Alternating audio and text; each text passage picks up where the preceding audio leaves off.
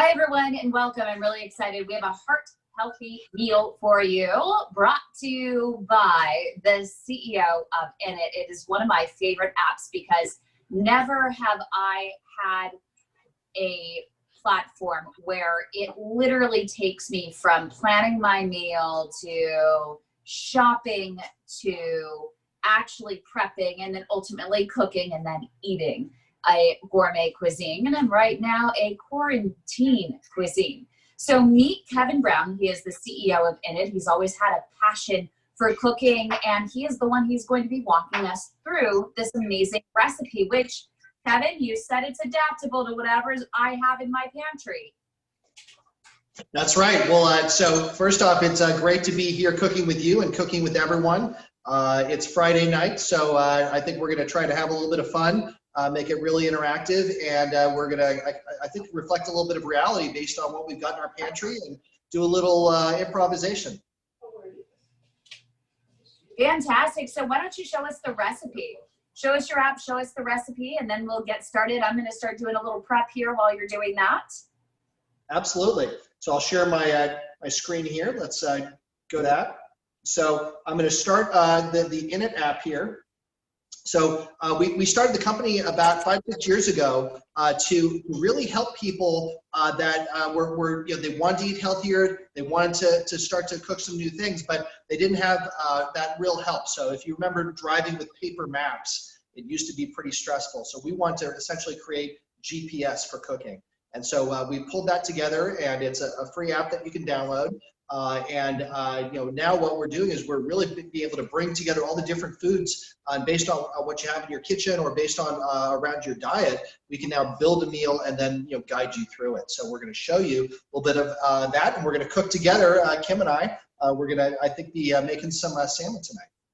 So I'll show you here. So when you come in, it's got the ability to personalize. You can essentially look at all of your different favorites. You can look at all of the different things that you have as dietary restrictions, and then you can, so I'll show you here, you can go in if you have different allergies, if you have different diets, you can now start to reflect those, and so we'll build essentially a cookbook for you around your diet. So we've got everything from plant-based and keto to under 500 calories, quick and easy, and then you can actually create a meal plan and sort of save your favorites. And so one of my favorites here, very, very healthy, very simple, is a salmon meal. So we're gonna make this salmon with a tzatziki sauce, Brussels sprouts, and quinoa. So really heart healthy, really trying to hit some of the nutrient groups. And so what I'll do here is, so you can click here, it's almost like GPS. You can see it tells you how many ingredients, how long it takes to get there. So it's a pretty quick dinner for us to make tonight. And then sort of the nutrition. So if we click on that, it actually shows us here all of our ingredients that we need, so we can go grab those. We've got our sort of steps where it's going to walk us through, and it'll show you how we have videos for each one of these steps to help us if we've never chopped Brussels sprouts or anything like that. And then we've also got our nutrition here at the bottom that kind of tells us for our meal, for the overall meal, all the ingredients put together, how does it add up, and kind of how does it fit into our diet. So I know that everyone today is really thinking, how do I eat healthy? How do I sort of merge that with the realities of cooking at home and maybe not having all the ingredients I want at a given time. So that's sort of the overview to decide, hey, does this look like a good meal? If we wanted to, one of the features we have is we could actually customize it. So we could switch it from salmon to tofu or chicken or pork. We could change the vegetable. If we happen to have some broccoli in our fridge or in our freezer, we'd be able to then change it, and the directions would automatically update. All of the videos would update. Everything would essentially morph around what we wanted to do. We could do brown rice, we could do couscous, many different sauces. So we have the ability to kind of, for the first time ever, take a recipe idea and then morph it to what you have in the kitchen, what you're trying to do from your diet perspective, and so forth. So what we'll do is we'll kind of click into cook now, and what I'll show you here is that we're going to have this step-by-step experience. So here it's telling us that we should start to preheat our oven while everything's getting prepared. And so I've actually got my oven all preheated up here. We'll be able to kind of speed things up just a bit.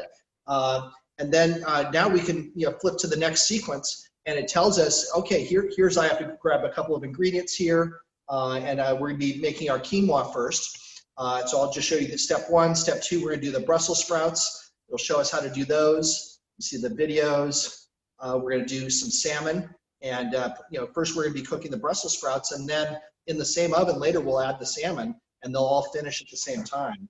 And then while those are cooking, we're going to make a little sauce. And we're actually going to make a different sauce, here. And then Kim's got some different ingredients in her kitchen, and so we're going to see what we can do with those. Does that sound fun? That sounds exciting. I'm really excited, and I just love the tzatziki's sound exactly the way it is in that recipe. But the reality is that I don't have most of those ingredients in my refrigerator. We're kind of, getting down to the bare minimum here. We've been under quarantine for quite a while, and I don't have any Greek yogurt. Tough to have a lot of really fresh things at the moment, but I do have some green olives. I have black sliced olives. I do have some capers as well. My dad absolutely loves capers, and I have been cooking for my parents through this quarantine as well to help support them. So I have some capers as well. So hopefully we can do something with those. I know that you have some beautiful Greek yogurt and cilantro and things like that. You know how to stock your fridge for the quarantine. Well, I'm not a pro. we're feeding the family, and I was lucky enough to have a grocery shipment pretty recently. We're really careful, trying to be safe. We even sanitize all the groceries when they come in. So we're really trying to make the best of it. And so this is one of those skills that, whether it's in quarantine or just every day, be able to start to pick up how do I, morph the meal around what I've got and what I want to eat. And so we're going to do that tonight. So we're going to use it. Those sound like some delicious flavors you have, those olives and capers. And so I think what we could do is on your side, we can make a really delicious little tapenade. And just have that, and we'll show the 2 different ways to do it based on what we have in the kitchen. I think you were going to do some brown rice on your side. We got quinoa, so we're doing a lot of cooking, and we'll have fun with it. I love that idea. I think that that's absolutely fantastic. I'm really excited. So I decided, because I thought I had quinoa, but one of the things that we do with our quinoa is we add it to oatmeal for my dad in the morning. We're weaning him off the oatmeal and creating more of a gluten-free granola ultimately. But we have to kind of slowly get rid of the the oatmeal. Quinoa is one of those grains that we include in it that we're boosting up as we wean out the rolled oats. So we don't have any more. Moral of the story, we do have some basmati brown rice though, and I know he can have that. He is on more of a diabetic diet. We were very, very fortunate to be able to take him from pre-diabetic to having a beautiful A1C now through having the diet that we're working on, including a little bit of brown rice. So prefer quinoa, but we do have a little bit of brown rice left. That's great. And that's already cooking, and that one takes a lot longer. People have to remember that does take a long time and should go on first. Exactly. So that's part of what the Innit app will do, is it'll sequence things so we do them in the right order, so everything kind of finishes at the right time. And I think we got some of the brown rice started, and so we'll jump in. I got some water boiling. We'll head over and start making some quinoa, and then we'll show you some of the different steps and how we're going to add some flavors. Should be pretty easy. Does that sound good? I love it. So okay, let's begin. That's good. Well, my lovely wife, Jenny, is helping with our camera here, since we've got to do everything ourselves. Yes, let's have a toast. Beautiful, heart, healthy wine, of course. Well, and absolutely. So, hey, here's cheers to you. Cheers to everyone. Just a little bit. I'm so proud of what your organization is doing to help people eat better, to live healthier, to just, how do we really make this easier, give people confidence to do the things they really want to do. And so that's something that we're passionate about. And so we're really delighted to be able to be here with everyone, and let's just sort of play around, maybe show you a couple of just simple techniques that you might be able to use yourself. I love it. And Chef Kevin over there, I have to call him Chef Kevin, because he taught me, Kevin, you taught me so much and you inspire me so much in the kitchen. But I think everyone's going to see a huge difference between your beautiful knife skills versus mine. But I hope people can relate to mine and be inspired as much as I am by you, and be inspired to improve and have a little bit of fun in the kitchen. It can be fun. It is fun. I love it. I love it. Okay, so let's head over to the stove. Come on, Jenny. We'll kind of take a look here. So I've got some water boiling. So we'll get that ready. And so I've just got a box of quinoa here, and so we're gonna have our boiling water. And so we've got instructions in the app, and so let you see. We've got just our standard box of quinoa. Could be red quinoa, regular quinoa. And so what we'll do is we're just going to add this. So usually we'll add just a little bit of salt to the water, but not too much. So that's to taste, and if you're on a low salt diet, you can actually do without. But I'm going to put just a tiny pinch, little pinch here in the water, and then we're going to be cooking our quinoa. So we'll just stir that in the water like that, and cover it up. Okay, so easy enough, right? So we have to think about what's going to take a little bit longer. We're going to get that going, and then we're going to use the time while it's cooking to do the other steps. And so that's something that pro chefs do all the time. Restaurateurs, people that are entertaining for large groups have to really plan that and have that sequence. But a lot of home chefs don't have the experience or don't know how to do that. So that's one of the things that with the app we try to help with. But what we really want is for people to learn some of those thought processes to, hey, if I'm going to pull together 2 or 3 different items for a meal, how do I plan that out just a little bit in my head so that it's going to come out together? I'm not going to be running around with something that's getting cold on the counter and something else that's burning on the stove. So that's how we try to think about from a chef process. So now that we've got this going, I'm going to take us back over. We'll head back over here, and I'm going to show you in the app the instructions for what we would be doing. So I'll share my screen again. And so we're going to go back to our meal. So here we've got the flavor and boil the quinoa. So we can basically look at the video here.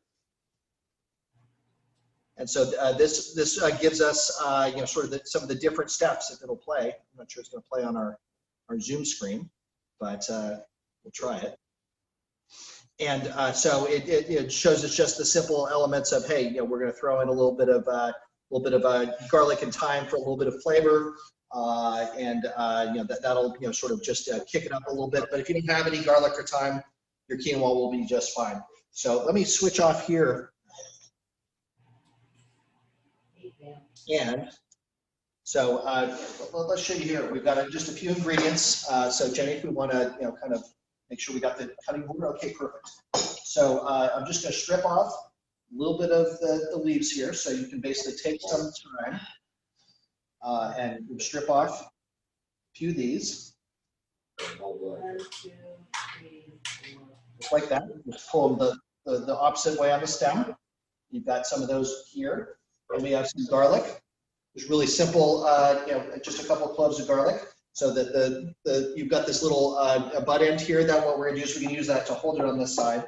And we're just going to chop like this. So from a knife skills perspective, you see I've got this knife and I'm rocking it like this.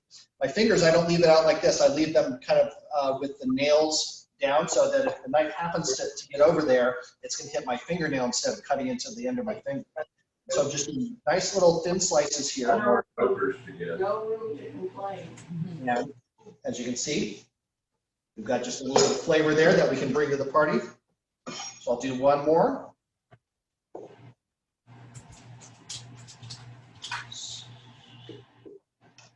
All right, so now we've got just a couple of fresh ingredients. And by the way, you could do, there's different things you could do. You could have different flavors. You could bring oregano. You could bring sort of a little bit of a garlic paste if you had garlic paste. There's different ways that you could execute that, but we're now going to just bring that over into our quinoa.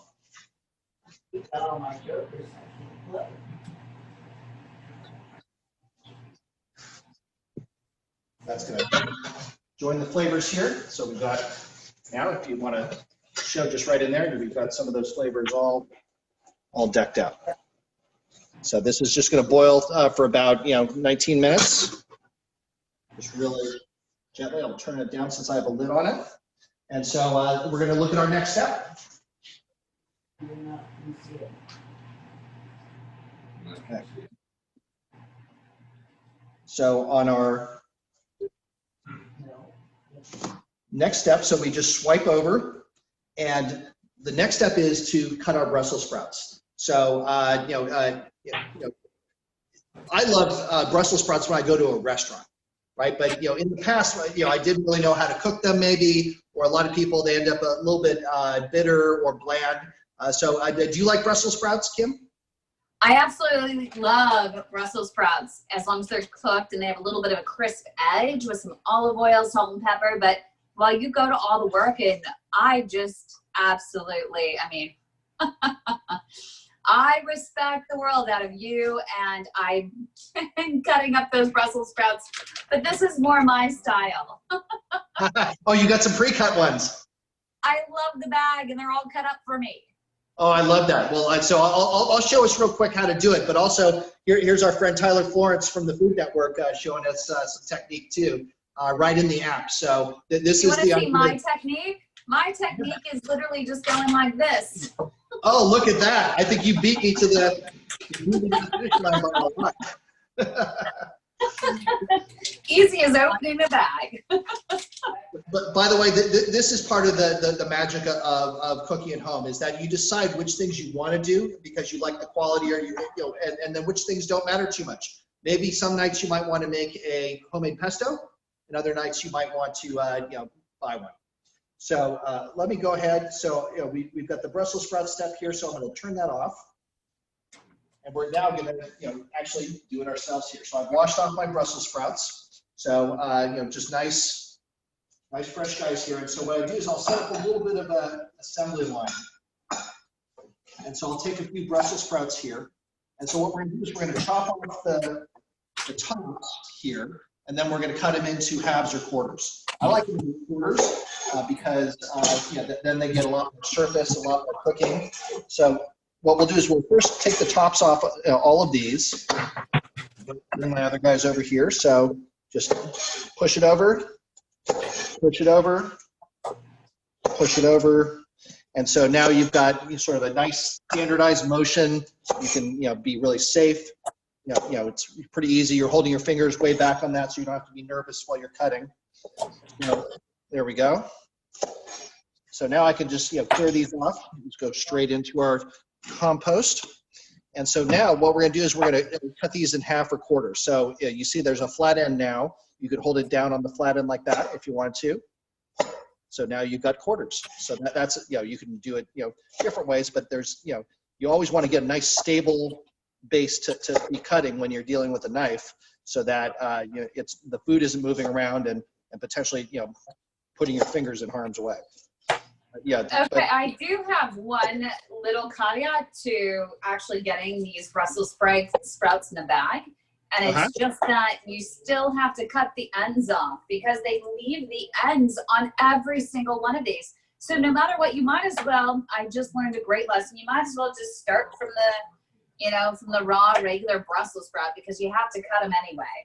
So it depends on the product. Sometimes you could just cook it with them and have it. Sometimes it's a little bit dried out, and so I will often just go ahead and trim it. Either way is fine. And so now we've got our Brussels sprouts. So these are going to go just like that. So just in a couple, like a minute or two, we can just have a nice assembly line, cut through, decide what kind of size we want when we're cooking it. And so what we'll do is we'll just throw this onto our pan here. So here's a pro move. Just sweep it right on.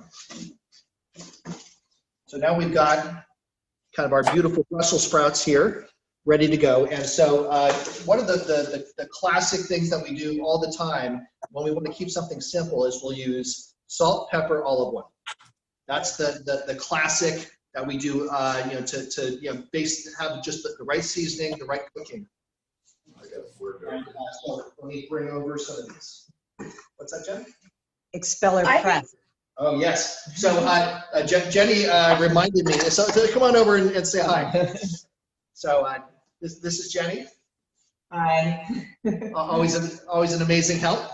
And so one of the things that I know that that Kim and the team talk about a lot is how do you choose the right products, and how do you find the ones that really kind of meet your needs and requirements. And so getting cold pressed high quality oils is something that's really important. So I'm using olive oil here, so a really nice quality extra virgin cold pressed olive oil. Sometimes I'll mix that with a little bit of avocado oil.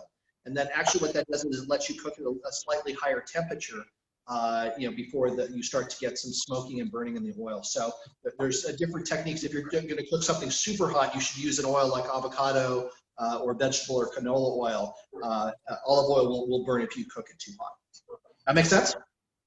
It does make sense. And, it depends on where people are in terms of what diet they follow. We try and support whatever diet that any healthcare provider for any individual prescribes to them. Some of them actually say that they want the individual to follow a Dean Ornish diet, which is pretty much no oil. And for that, a lot of times we talk about using maybe a little vegetable stock just to keep it moist. But as you said wisely, that you want to make sure that if you do choose to use an olive oil, it can be heart healthy. Most oils you find in the stores are not. Most of them are rancid, and for a lot of reasons. But you want to make sure that if you do choose to use an olive oil, it has to be high quality. The best quality olive oil you can get is first harvest, hand-picked, cold-pressed, extra virgin olive oil. If you can't tell if it's first harvest, at the very least, make sure that it is hand-picked, so it's not bruised olives that have fallen to the ground and they shake them from the trees, they fall to the ground and they're all bruised. But make sure. There's all my dogs. I have a whole house full of dogs. I'm cooking. They can't wait for something to fall on the floor. But make sure it's at the very least hand-picked, cold-pressed, extra virgin olive oil. So if you want to cut down on the amount of oil that you need, if you find the right kind of oil that you want in a spray, that could be a way to cut down the amount you need. They also have sprayers that you can pour your oil into and spray that on. So that's a way to spread it out without using quite as much. We tend to use a little bit more olive oil. There's actually been some recent research about olive oil as one of the key elements of the Mediterranean diet. And then when you unlock it with exercise, so we're tracking all of these trends to try and really figure out how do we eat the best and sort of provide the best meals for our family. So what we're doing, I've got just a little bottle here. I'll just quickly throw some oil on there. A little salt, not too much. And a little bit of pepper. So I put it in the grinder, but you can just use regular shaken pepper. So we're just seasoning this, and so I can just toss these around, make sure we're getting some good coverage on all of our oil here. So, and spread it out so it's going to get some nice heat there. And so this is going to go right into our oven. So we've been heating our oven up at 425, and I like to use either the top rack or the next rack to get some of that crispness. Okay, I am right now. I'm putting on some pepper. Wait, do you put on, should I put on the olive oil first before I do that? Before I put on some pepper? Yeah, then it'll stick pretty nicely. Of course, I'm already doing it wrong, Kevin. But if you're going to go in there, I like to get in there and kind of mix it up so you'll be able to catch it all and mix it all in. Okay. Got some little sprinkle of olive oil in here. We're gonna mix that up really quick. Okay, and then now I have salt all over my fingertips. Yeah. We're all washing our I hear hands. Jenny in the background saying, yeah. But and meet my mom. So this is my mom.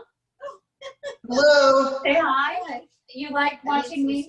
She needs some salt. So one of her favorite staples are artichokes. So we ended up going to Safeway, and they had 4 artichokes for $5 right now as part of, just the whole quarantine cuisine. So we went and we got 12 artichokes. And so she is pouring an ample amount of salt on there in the artichokes. I can see Kevin cringing in the background going, oh my God. No, you'll pour the water off. It's fine. Not so hard healthy.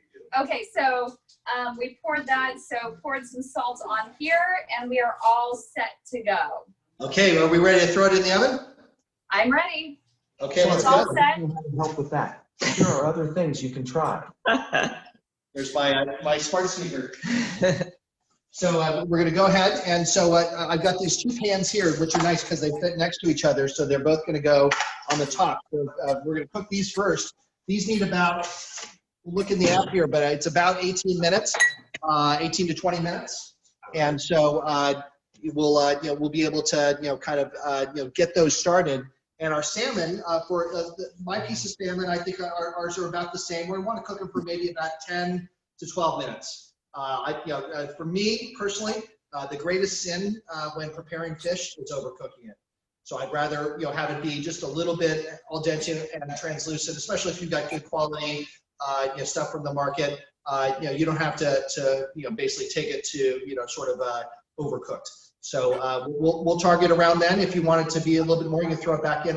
One of the things that we'll do is you can eat the thinner part of the salmon tail first, and then if you're going to reheat the other one, then it's a little bit undercooked, and then you can reheat it the next time. So you just start thinking that way about how do you make sure to get your food to a safe temperature, but the way that's going to really taste good.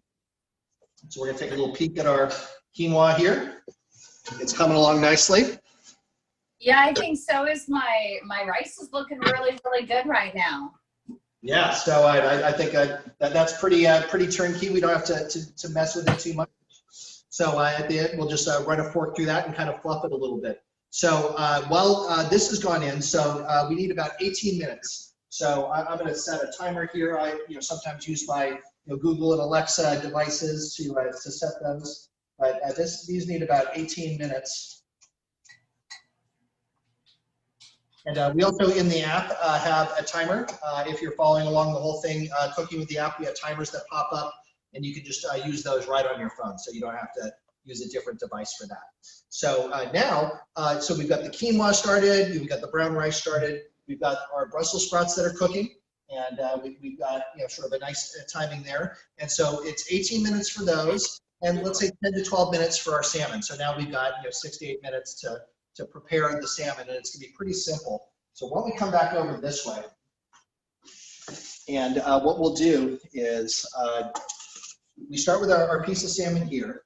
And so this is gonna be pretty similar to how we did the Brussels sprouts. So this is gonna be just a little bit of olive oil, just right on the top. Just like that. And so you can rub it on, make sure it's nice, get all the sides. Just a little bit of soap.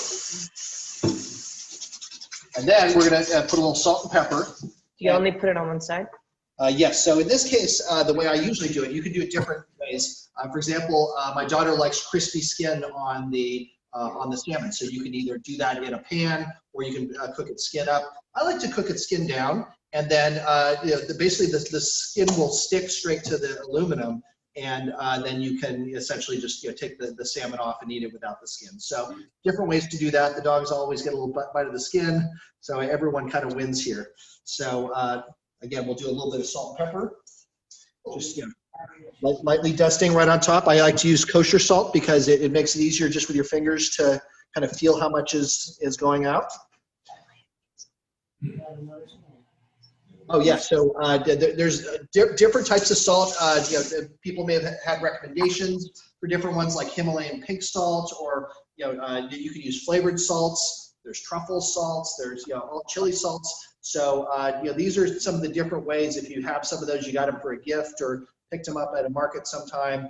Those become those little ideas that, if you've done the same meal 5 or 6 times in a row the same way, you can just do a little twist on it. Just like I showed you how you can change up a sauce or change up an ingredient in a meal. This is part of, how do you take a set of things that you're pretty comfortable with, and then be able to change one thing, change another thing, and you discover things. If it doesn't turn out quite as good as the other one, you chalk it up to learning.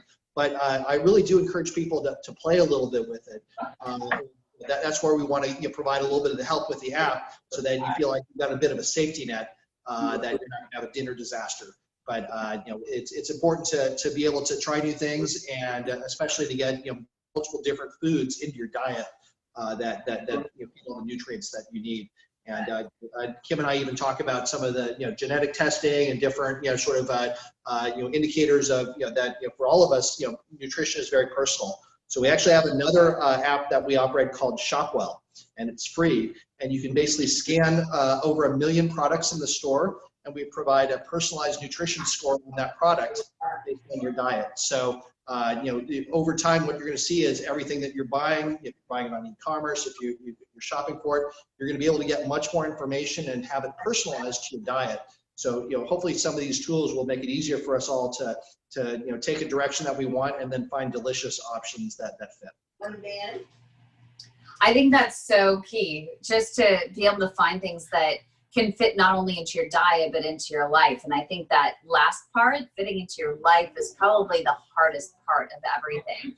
So, and that's why I like what you have going on, which has really helped me, because I not only have to cook for my own diet, but then I have my mom's diet, and I have my dad's diet. So I have actually 2 pieces of salmon for 2 different diets, 2 veggies for 2 different diets that I'm going to be cooking tonight. So I really appreciate what you have to offer. So are you making the sauce next?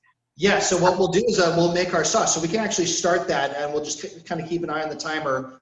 In a few minutes, we're going to throw our salmon in next to or underneath our Brussels sprouts. And, do you put anything on the salmon before you put it in the oven? Do you put salt or pepper or anything? Yeah, so just salt, pepper, olive oil. So real simple. So you want to do that now. Then we'll have a few minutes to start on the sauces, and then we'll put our salmon in and finish those up.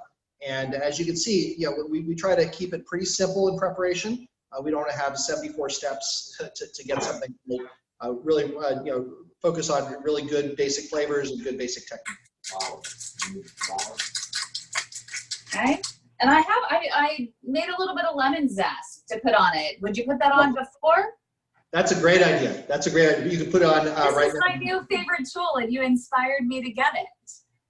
It's fun. So we love citrus, and we're gonna be putting some of this into our tzatziki sauce. So we're gonna bring lemon in on that part of our meal. But for you, that's a perfect way. You can also add a little bit of it, both lemon juice and lemon zest, into your sauce. So I put a little bit on the salmon to cook it, and so you'll get one flavor from the cooked lemon zest, and then you'll get a different one that's fresher and a little bit brighter from the lemon zest and lemon sauce directly into your sauce.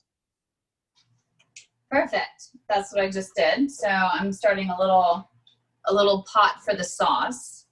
Oh, that's great. And am I heating this sauce, this olive type sauce? We could call it a tapenade.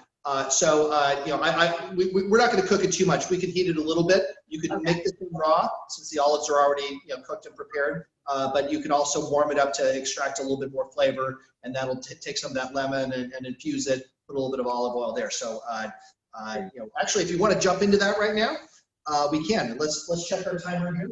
We've got. Oh, we're coming up. You know what? I think it's time to put our salmon in. Let's do that, and then we'll have about 10 minutes left to prepare our sauce. And so we'll walk through yours, and then I'll whip up mine, and we'll be in, I think, pretty good shape. Sound good? Yeah, I just needed to, right now I am stirring because I do have a few casualties in the Brussels sprout department, but I love them a little bit crisp. Actually, if you had to toss a couple or hold those back for the chef, sometimes the ones that look a little bit overdone are the tastiest ones. So. Oh yeah, I agree. Totally agree. I agree with that too. I like them extra crispy. Yeah. And so that's one of the things that you can kind of peek. So what we'll do is we'll turn off the oven at the right time, and we'll pull out the salmon, but the salmon needs to rest. So we'll talk a little bit about that at the time. But that's where you can leave the Brussels sprouts in for a few extra minutes after you peek, and that gives you that last minute tuning to get it right where you like it. Okay, So, my salmon is ready to go in. So which shelf? Do you put it in the middle? so yeah, I saw you had a big pan for the Brussels sprouts. So yeah, put it at the highest rack that you have available. And so Okay. something just to realize, so in an oven, heat rises, and so the top of the oven will be a little bit hotter. And so that's just something to know. And then you got broil, you got bake, you got convection. So the bake comes from the bottom usually, broil comes from the top, convection is the fan that moves it around. And so you can kind of decide, do you want to heat the pan more to hit the food, or do you want direct heat on the food? And that's something you can play with. But if you like your Brussels sprouts kind of crispy, for example, they should be up there where it's really hot and getting some of that direct heat. Okay. So we're peeking in. We don't want to leave it open too long. But the salmon, you're putting the salmon on the top? Yep. Even so, but you're not worried about getting those little white things on it? So we'll see how we do. I'm not afraid of a little bit of fat coming out. We've got a couple different ways that we do salmon. This is the standard bake at 425, and it's going to come out quite good. One of the other things that we do is that for the few people that are now starting to get connected appliances with Wi-Fi in them, we actually control those and send a special cook program all the way to the oven. So there's different ways to do it. Today we're doing just standard conventional cooking, and then another time we can show you some of the fancy technology that we're building in. We have a very busy day. The dogs are back barking again. I think they're so excited about seeing the salmon go in the oven. It looks really, really good. Wait till they start to smell it. I know, but they're really good with sight. That's great. Well, let's head back over to our cutting board. So Kim, we've got I've got some amazing flavors and ingredients over there. So why don't we take a look at your cutting board there and what you're doing, and let's maybe take those olives out, those capers out, and we'll chop them up. A little bit of olive oil, a little lemon zest, and put it in your pan at low heat. Okay, so I am going to get some olives out here. It was this thing of small. Put them over here. How many? Just, you think this looks pretty good? Yeah, I would put a nice handful. If you have a little extra sauce, there's no harm in that. Okay, I have some capers. Yeah. 1 second, I think I need a spoon for that. Okay, we're gonna, and I'm just dumping them, right? Just kind of putting them all in one little area. Uh-huh. Just like that. Okay, and then I need some black olive. Okay.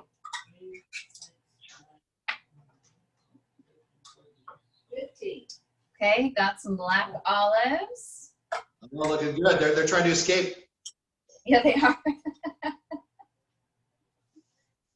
Okay, so that's all set, ready to go. That's Now great.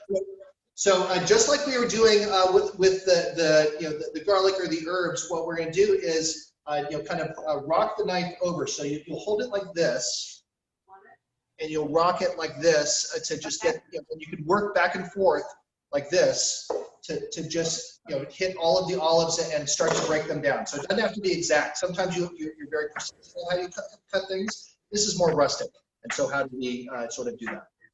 Okay, so that's what I'm doing. I So think that my cutting board is doing more rocking than my knife, but now Jenny correctly pointed out that if they have pits still in them, then you'll have to peel them first, because you wouldn't want to hit your nice knife right into the thing. Wait, what I do is like on the, what's it, casta Castellano. that one. So I take I'm peeling a garlic, and I take the knife and I go like this. Oh, I go boom, and then the seed comes right off. oh, well, that's a good tip. And it's very fast that way, yeah. So these are, you know, sort of an example of ones with pits. So while you're cutting those, we'll demonstrate exactly what Jenny's talking about technique-wise. So there's different ways with different foods that you can start to get. It's the same as with garlic, peeling garlic. Exactly. So this, you can basically smash it like this. And so that makes it a lot easier to get the pit out. Yep. And are those the Castelvetrano olives? Yes. Yes. Oh, those are my favorites. Very, very favorite. Yeah. If people say there's no difference and they can't tell the difference in olives, I'm sorry, they've never had a Castelvetrano. I do love these, and I love Kalamatas. I love olives in general. And so Okay. So they I last think forever. we're pretty good in terms of cutting. I don't think I perfectly had the great knife technique, but I did pretty well. No, look, I'm see, just that's looking good.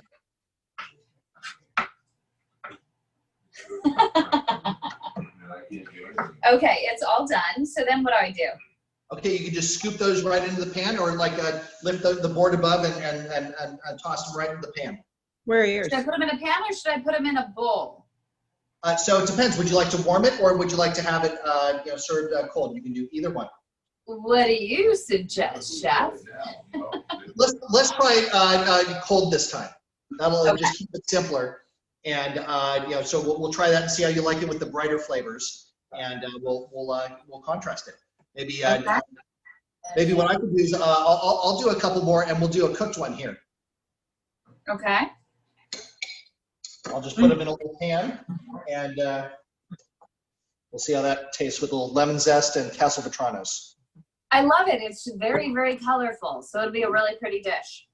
That's great. Yeah, Okay. So I got these. Let me grab mine over here. I got some other olives, I think. Let's look.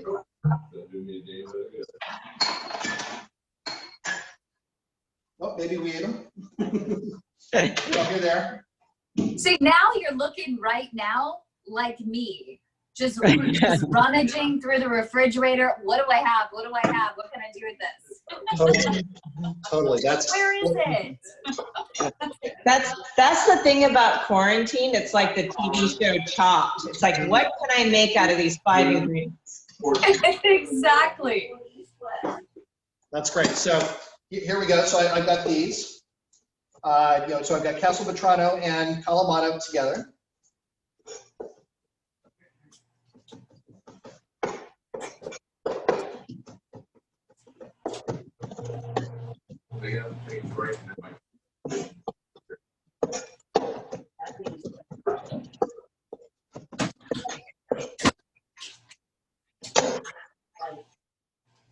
What's that? I got your thumb out of the way. Oh, yeah. So it's very important here not to have your thumb down here. So this is one of the nice things is that you've got a good grip on the knife.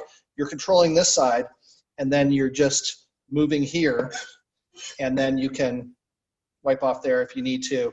And so what we'll do is we've got our lemon here. I'm going to get our little tester. So we'll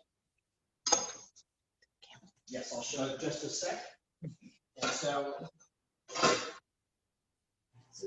we've got a pan here, so we're going to throw. Well, that's really helpful. So here we go. Yeah, I did. And so it's easy. You just do a nice kind of quick zest, and it comes off like that. This is called a microplane grater, and you can use it on all sorts of things besides for zesting. You can use it on a hard-boiled egg to put over a salad, so you have all the flavor and the color, but you're not using it for just the egg whites. I lost half my capers just now, but this is my kitchen, so of course I did. I have to have one casualty per cooking experience. Hey, it's Friday night. We're just gonna roll with it. No. We are. I already used what I needed, so I'm good. Okay, so I cut just a little bit off the lemon here. So if you go to a Mexican restaurant, they'll cut the limes like this, so you can do an easy squeeze. That's sort of a nice tip. so you don't get any seeds or anything in there. So we're just going to put this on a low heat.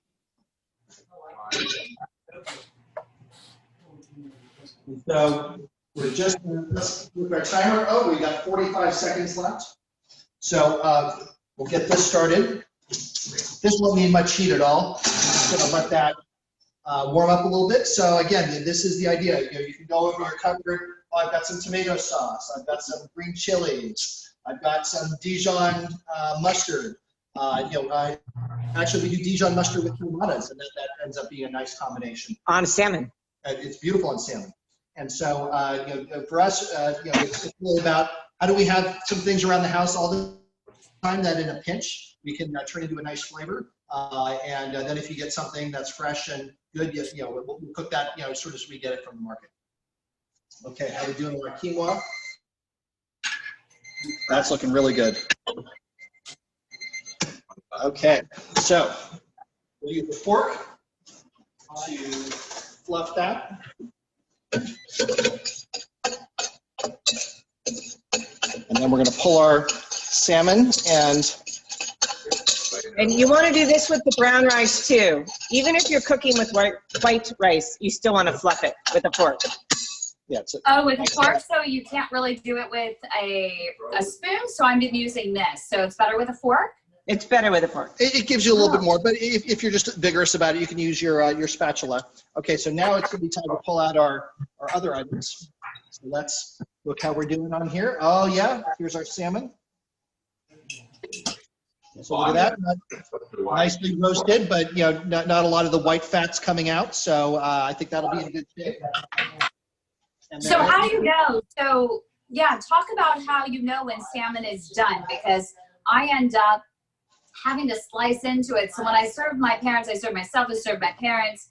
I don't mind cutting into my own, but when I serve them, I want it to look plated. But yeah, I end up having to slice to look. So that's definitely something that as you're learning a dish, it's okay, right? People shouldn't be too panicked about that, and especially on something like a salmon. So if you look here, we've got different pieces. So if someone's really concerned about having the more done piece, this down here is a little bit thinner and it's going to be better cooked through. So they can serve that to whoever, and then then as you go and as you're serving that, you'll see what the done is. I think we're going to be in really good shape with this. But as you do it a few times, you start to get a feel for kind of where it lands, and you don't want to cut into it. If you're cooking a steak or something like that, not necessarily on our diet tonight, but some of those you don't want to be cutting into them a lot because it'll release a lot of the juices and they'll dry out. So there's sometimes where you really you can use a thermometer. I got a little thermometer here that hooks right into the food. So there's different tools that you can use if you want to get there. But I think with our instructions, we generally are able to get it pretty spot on. Oh, I think mine's looking really good too. I'm kind of excited. Can you see it? Oh, let me come over. I can only see it if we're near my screen. Okay, how we doing? Here you go. This is what mine looks like. Can you see it? It's a little bit, probably a little bright. Yeah, I think we're probably in good shape. And let's go look at our Brussels sprouts real quick. You can also look at the side of the salmon. Yep. Right here. Yep. And see the different, the two colors that show up as to how done you want it. There you go. So you see here, this is the way I like my Brussels sprouts with some of, you're starting to get some nice browning. It's not, they're not all burned, but you've definitely got some. If you want to throw them back in the oven for a few minutes, you can. So maybe I'll do that. Jenny likes them a little bit more done. And so Lexi doesn't. Oh, hey, well, Jenny, I think you're going to like mine. I think mine have a lot more crispies. Yeah, but we have a kid who doesn't. This is the thing about cooking for multiple people, right? Yeah. Is we have, we have 2 teenagers, and one doesn't like things extra cooked. It's the challenges of different audiences. So we have one more thing to do on our side. We've got your sauce in good shape. We're going to warm up our olives over here. So again, I turned off the heat. They're just resting now, just absorbing a little bit of that with the lemon and olives. Did you put any oil on that or no? Yes, I did. Oh, you did. Okay. So we're going to come back over here and real quickly, we're going to switch back to the app and look at for our sauce. So this is a really fun sauce that we do called tzatziki. And so let me pull that up. So we just go to our, and so now we've got our instructions here. So we're going to add the different list of ingredients down here, just add them together and mix them in with the with our yogurt. So I've got, Oh, it's your phone, not me. I'm not on film. oh, okay. Let me, There we go. okay. So, And I have my sauce, which I'm really excited about, which is all made. I put a little olive oil in there. I put a little pepper. Should I put some salt in there too, or no? it's going to be pretty salty already because of the brine. But if you want to put some red pepper flakes, you could definitely zazz it up a bit like that. So we've got some Greek yogurt here, organic Greek yogurt. We're going to add some of the herbs here. So I've got some nice cilantro here.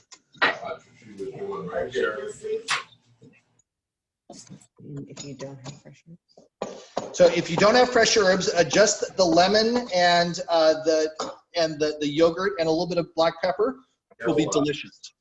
But if you have a little bit of things to add, like a little bit of, you can add some garlic, some thyme, some herbs. We've got cilantro and mint here, so we're going to add a little bit of that. We can throw in a little bit of our thyme if we want. That'll match up a little bit with our quinoa. Very good. Garlic raw. Yeah, so we have the option to throw a little bit of raw garlic. Jenny doesn't like raw garlic too much, so I'm going to skip that. And we're going to do some lemon juice in here. I don't have those. You can buy those. So there we go. So, just a real simple, just like while the salmon is resting, and then we're going to throw in some salt and pepper, and not too much salt here, but just a touch, and mix this up. That looks so good. It's just, I wish I had that Greek yogurt. and so as you can see here, it's just a nice, simple, like literally, this is totally for a Tuesday night. You got 5-10 minutes, something's finishing in the oven, and now you can bring just this nice, creamy, healthy, delicious, sort of element to it. You don't need too much, or you can have quite a bit of it. It's yogurt. It's going to be pretty healthy for you. Now you wonder why you pay that much for that sauce at a restaurant. This is a great example of one that's easy to do at home. So I think we're in pretty good shape. We've let our salmon rest for a few minutes. You want to rest it for probably 3 to 5 minutes. And then our quinoa is done. We've got our Brussels sprouts. So what do you say we maybe do a little sample plate up and see how it looks? Yeah, I've already started. I actually have put a little bit of rice on the plate. I put a little bit of salmon on the plate. And then I'm going to grab a little bit of that tapenade over here. And you're going to have to tell me how to put that on there. Do I put it right? What's the protocol? Do I put it right on the top of the salmon? Yeah, here's where the creativeness comes in. You can do it any which way. Sometimes what I'll do is I'll have it on the top and then trail it off onto the plate. So there's a little extra if people want to use it with some of the other ingredients. You can do it in little sort of dabs around the plate. You can make a smiley face. So this is sort of where there's a little room for fun. All right, it's looking pretty good. I'm kind of excited because I've never had that on there. And can you see it at all? Yeah, I can see the tapenade from here.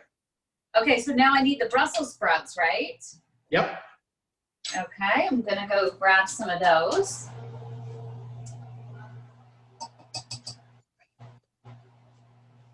And they're looking really good. Oh, look at that, I can tell. Whoops, I'm losing. Which side? Do you put it just kind of right here? Yeah, that looks good. Okay. It's home cooking, so hopefully it's a friendly audience. What do you think? I think it looks delicious. I'm kind of excited. This is my mom serving, but I'm still gonna have one.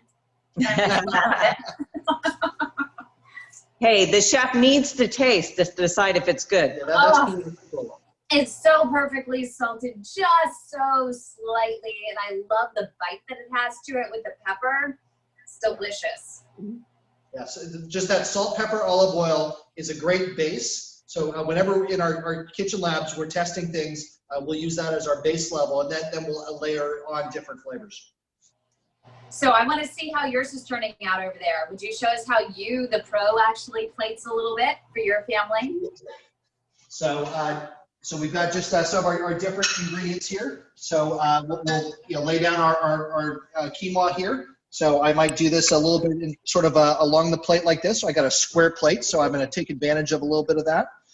So we're going to do a little bit of this over here, a little bit of the Brussels sprouts here. And then we'll take a little cut of the salmon. So we can take just a little piece like this. And the nice thing is with the foil, it'll basically slide right off the skin. And we can, kind of create, either a couple small pieces like this. We want to have for serving just like this. And then we're going to finish it off with a little bit of our tzatziki sauce. Just like that.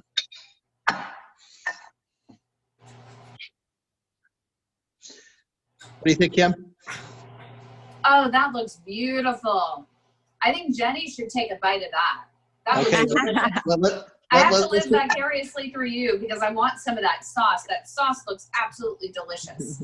Yeah, Zoom hasn't brought us sort of flavor vision yet. So. No. I'll hold the camera and now you're Oh, on. I need to take a bite now. Yeah, see what you think. I have to get like a little bit of everything now. Well, I got to do it in different pieces, I think. There you go. Perfect bite.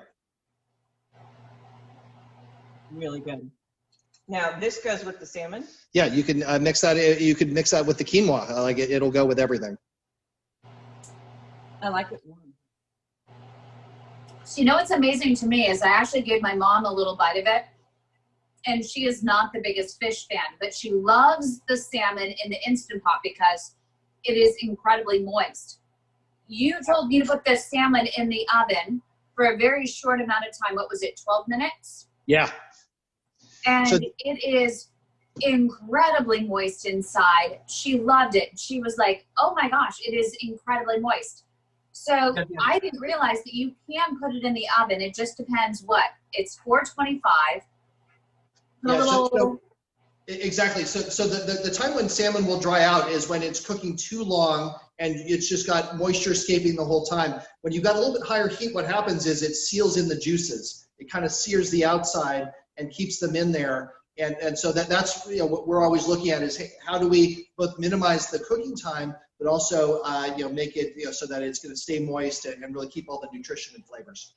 So minimize cooking time, higher heat. Yeah, so for salmon in particular, here's the reason that works. Because salmon is a high-fat fish. And so it's just like a ribeye steak or some other foods that have a lot of, sort of, in this case, it's natural sort of fish fat, very healthy fats, omega-3s, but that helps keep it moisture and it can withstand a little bit higher heat. If you had a really delicate fish, you might be better off steaming it or doing it in the Instant Pot. So that's a little bit where we hope to give those little tips and directions to people so they don't have to go research it. It's just all there at their fingertips. Okay, I have a question. What about picking salmon at the store? What's the salmon you want to pick so you don't have to deal with bones and stuff like that? Oh yeah, so the tail cut that we have here typically will have 0 bones. And so that's actually, it is nice. Kids eating it, you don't want to have them get a bone, on their fork. And so one of the things that you can do is there's different cuts of salmon that can be delicious, but you can even ask your butcher if you're getting it from them to debone it, or you can run your finger along where the bones would be, and you can use tweezers. So I actually have some tweezers in my kitchen, and you can pull out just those few bones that are there. This is absolutely fantastic. Thank you so much. Kevin, we really appreciate you. This was a great dish. I'm already eating my mom's serving, actually, so I'm going to have to go make her another one. But we Well, really good. appreciate you. And if people want to find out, they can go ahead and go to the App Store or go to Google Play and download Innit and find out more. Thank you so much, Kevin. And thank you, Jenny, for filming, a wonderful videographer and taste tester as well. Thanks so much.